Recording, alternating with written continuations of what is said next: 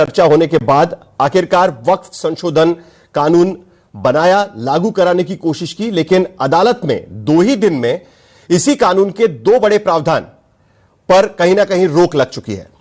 अब फिलहाल सरकार ने कहा है कि इस मामले में किसी भी वक्फ प्रॉपर्टी को डीनोटिफाई नहीं किया जाएगा और उसके साथ साथ वक्फ बोर्ड या काउंसिल भी नहीं बनाया जाएगा जब तक अदालत में सुनवाई चल रही है, अगली सुनवाई तक।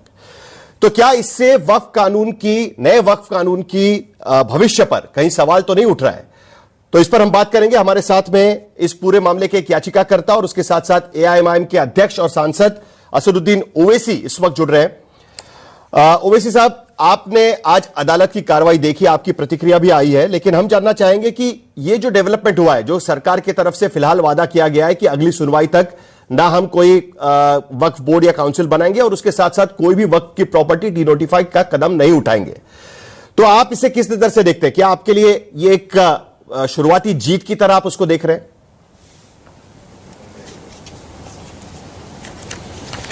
नहीं, मैं ऑनेस्टली आपसे कहना चाहूंगा कि इतना स्ट्रांग वर्ड जीत इतना जल्दी बोलना गलत होगा।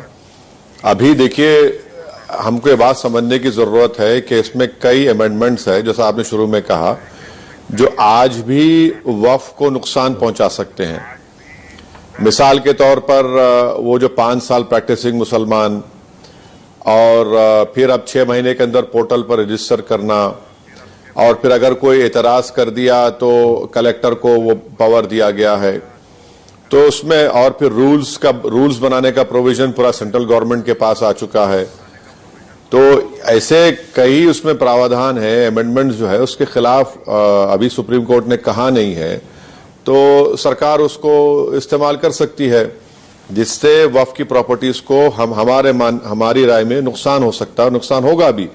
जैसा कि हम शुरू से कह रहे हैं कि ये पूरा अमेंडमेंट जो लाया गया वो अनकॉन्स्टिट्यूशनल है, फंडामेंटल राइट्स का वायलेशन, आर्टिकल 14 का, 15 का, 25 और खासतौर 26 का।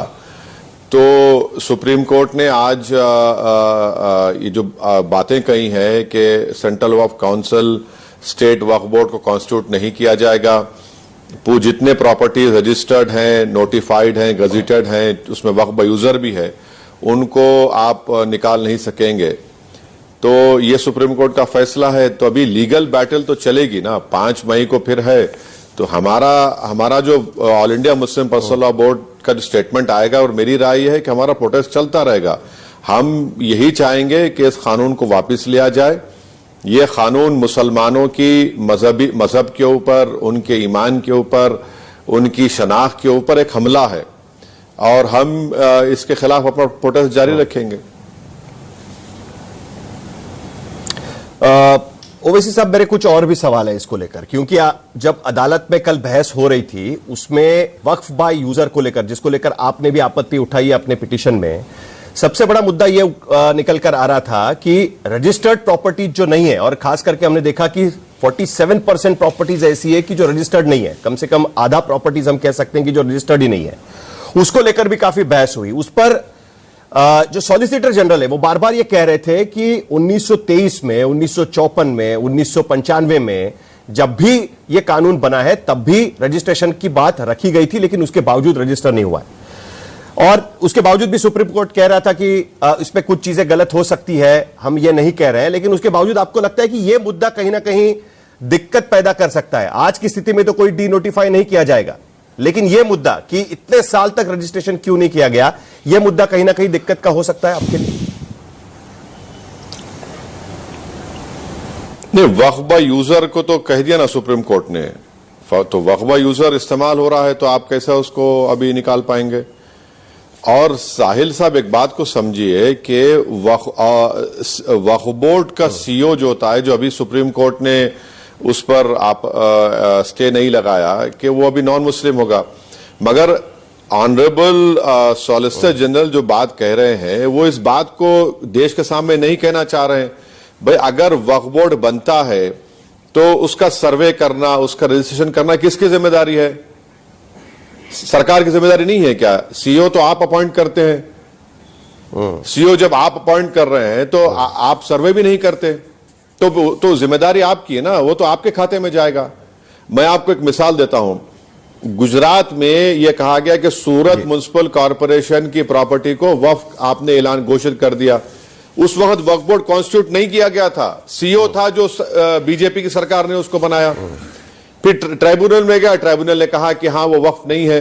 तो कहीं पर तो सर्वे नहीं हुआ है, कहीं सरकारों ने तो बोर्ड कॉन्स्टिट्यूट भी नहीं किया है, तो फिर उसका क्या होगा। और फिर आप देखिए कि वक्फ अल औलाद है, वक्फ अल औलाद का जो प्रोविजन है वो तो अभी सुप्रीम कोर्ट ने उस पर स्टे नहीं लगाया है या रोक नहीं लगाई है। तो ऐसे कई प्रोविजन है, इसलिए कह रहा हूं कि legal battle all India Muslim personal law board को मेरी राय में अपनी लीगल बैटल को कंटिन्यू करना चाहिए और अपना प्रोटेस्ट प्रोग्राम कंटिन्यू करना चाहिए।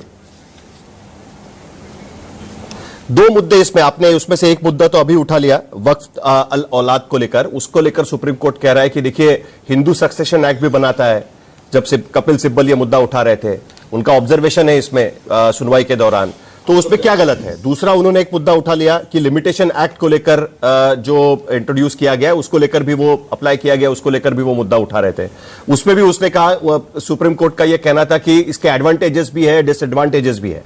आप कैसे देखते हैं? कुल मिलाकर ऐसा नजर आता है कि सुप्रीम कोर्ट बीच बचाव करना चाहता है कि देखिए पूरा का पूरा तो हम स्टे नहीं देंगे, लेकिन कुछ चीजें आप समझिए, कुछ चीजें सरकार को समझनी चाहिए। इस तरीके से कहीं ना कहीं सुप्रीम कोर्ट की हियरिंग तो नहीं जा रही है। तो साहिल साहब ने तीन चीजें उठाई। एक लिमिटेशन एक्ट, तो लिमिटेशन एक्ट जब अप्लाई होगा तो आज से लिमिटेशन एक्ट अप्लाई होगा तो मैं तो जो एनक्रोचर्स है वो मालिक बन जाएंगे। जितने 12 साल से वक्फ की प्रॉपर्टीज पर जो लोग एनक्रोचर हैं वो अब ओनर बन जाएंगे, तो ये तो नुकसान हो रहा है वक्फ बोर्ड का, वक्फ प्रॉपर्टीज नुकसान हो रहा है। दूसरा साहिल साहब आपके बात समझना चाहिए कि देश समझना चाहिए कि वक्फ इवैक्यू प्रॉपर्टीज हैं जिसका मालिक वक्फ बोर्ड है। आज की तारीख से वो कस्टोडियन में चले जाएगा, कस्टोडियन गवर्नमेंट का होगा। तो हरियाणा में, खास तौर से हरियाणा में जो हजारों एकड़ जिससे इनकम आती थी वक्फ बोर्ड को, उससे महरूम हो गए। तीसरा वक्फ अल औलाद, आप जो सुप्रीम कोर्ट का ऑब्जर्वेशन दिए हैं, मेरा मानना यह है कि हिंदू सक्सेशन एक्ट में जो सेल्फ एक्वायर्ड प्रॉपर्टी किसी हिंदू को होती है वो बाय विल वो किसी को भी दे सकता है, चाहे अपने एक औलाद एक बेटा बेटी को दे दे, पूरों को ना दे, या फिर किसी को दे दे। वो मुसलमानों में नहीं है। मैं अगर मुझे दो औलाद है या 5 है तो मैं एक कोई 1/3 दे सकता हूं, उससे बढ़कर नहीं दे सकता हूं। तो ये सरकार का प्रोविजन कि आप बच्चों का राइट नहीं मार सकते। अच्छा, आपके दर्शकों को समझने के लिए, अगर कल कोई भी, अगर साहिल साहब या Asad prime minister care fund को देना चाह रहा है तो मैं पूरी प्रॉपर्टी दे सकता हूं। वहां पर प्रधानमंत्री ये नहीं बोल रहे हैं कि भैया अपनी बेटी को देख लो। जब हिंदू धर्म में सेल्फ एक्वायर्ड प्रॉपर्टी में पूरी दे सकता हूं बाय विल, तो मुस्लिम धर्म में क्यों कर रहे हैं आप ऐसा? ये और फिर और एक चीज जो हमको नुकसान पहुंचा सकती है, पहुंचाएगी, वो ओरल जो सक्सेशन है, ओरल मुतवल्ली का अपॉइंटमेंट है, वो नहीं हो पाएगा।